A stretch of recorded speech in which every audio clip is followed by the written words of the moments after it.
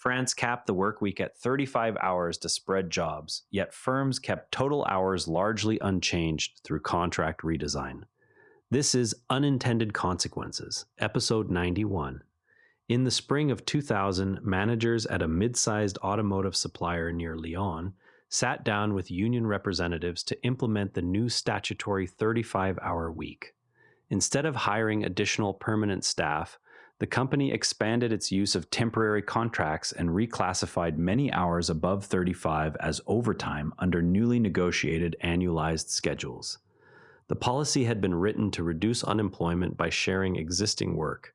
Within a few years, the same plant employed roughly the same number of total hours, but with a noticeably larger share of contingent workers whose wages and protections lagged behind those of the permanent core. The arithmetic was straightforward on paper. A 39-hour baseline reduced to 35 should have required roughly one additional worker for every 9 already employed, if output stayed constant. Yet the firm's records showed no such addition to the permanent roster. Instead, the extra capacity came from workers whose contracts reset each assignment and whose benefits did not accumulate across assignments. The measure originated with the government of Lionel Jospin, elected in 1997 on a platform that included fighting France's stubbornly high unemployment rate, which stood near 12%. Labor Minister Martine Aubry championed the reduction from the long-standing 39-hour statutory week. She drew on long-standing French debates about work sharing that dated back to the 1980s and to earlier experiments in the Mitterrand years. Policymakers believed that capping individual hours would force employers to spread the same volume of work across more people.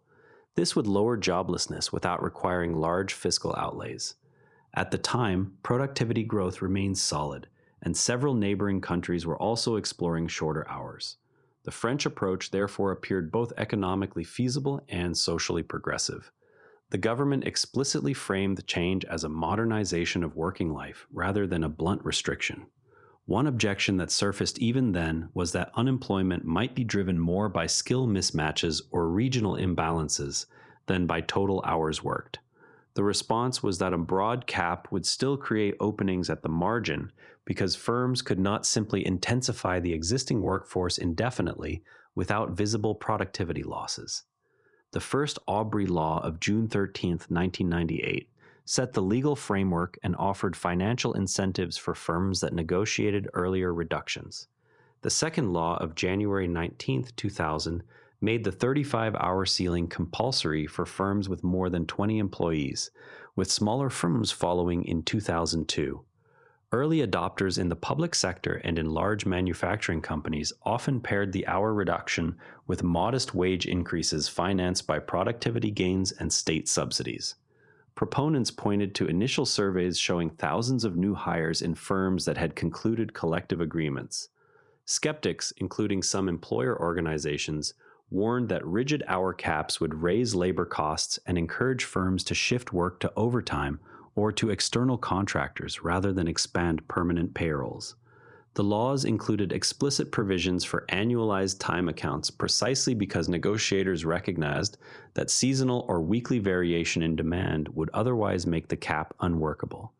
Those same accounts later became the primary vehicle for preserving total hours. Once the laws took full effect, many companies responded by redesigning compensation and staffing structures rather than expanding headcount. Annualized working time accounts allowed firms to schedule longer weeks during peak periods and shorter ones during slack periods, while still averaging close to the old total hours. Overtime exemptions were widened through branch-level agreements.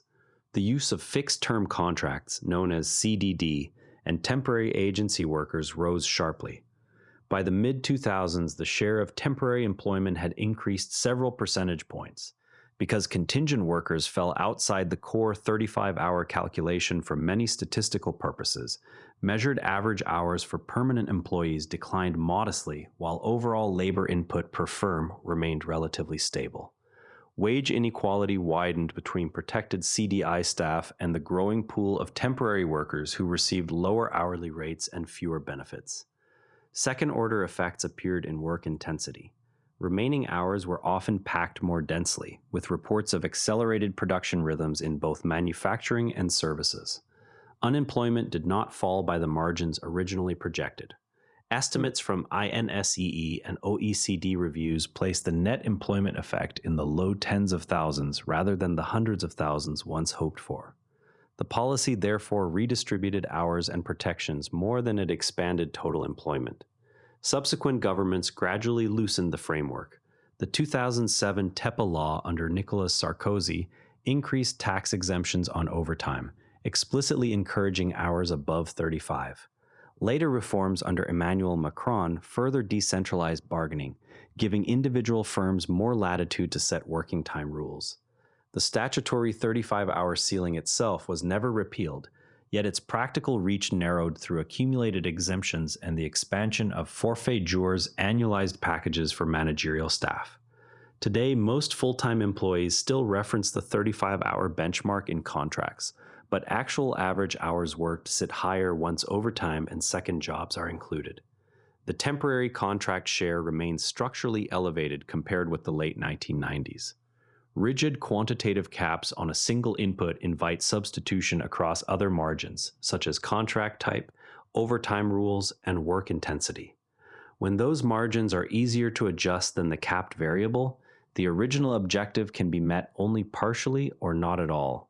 Policymakers therefore benefit from modeling the full menu of responses available to the organizations they regulate, rather than assuming the capped variable will move in isolation. The French experience continues to surface whenever governments consider hard limits on working time or platform-mediated labor. The question is not only what the rule prohibits, but which adjacent practices it leaves unrestricted.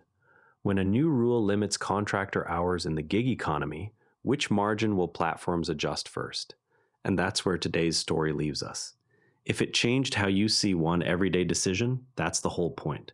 Pass it along to someone who'd appreciate it, and we'll be back tomorrow with another case. And if you'd rather watch than listen, find us on YouTube at NARA Network. Links in the show notes. And before you go, this show is part of the NARA Network, a family of daily podcasts on tech, science, and markets. Each one a short, sharp briefing you can finish on the commute. If today earned its place in your feed, here's your next listen: Environmental Intelligence, the Environment and Climate Policy Brief for Canada. Find every show free at naranetwork.com. The age of AI puts real builders on the phone with an AI host. Apply at naranetwork.com, Age of AI apply. This episode used AI voice synthesis of my voice. Editorial selection and analysis are my own.